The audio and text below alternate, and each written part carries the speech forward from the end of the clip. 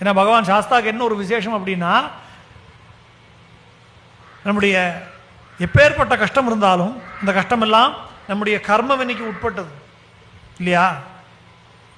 எல்லாமே கர்ம வினையை பொறுத்து தான் நமக்கு நல்லதும் கெட்டதும் வருது.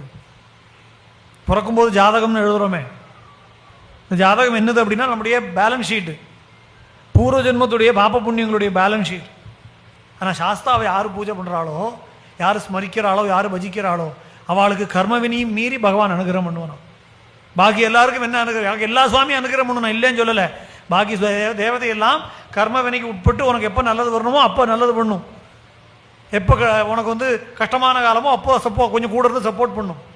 ஆனால் இத்தனை காலம் அனுபவிக்கணும்னு உண்டானா அந்த அனுபவிக்கிறது கொஞ்சம் காட்டத்தான் காட்டும்.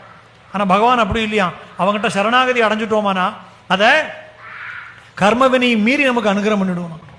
அப்படி உங்களுக்கும் ஐயப்ப சாமி பிடிக்கும் என்றால் லைக் செய்துவிட்டு சுவாமியே சரணம் ஐயப்பா என்று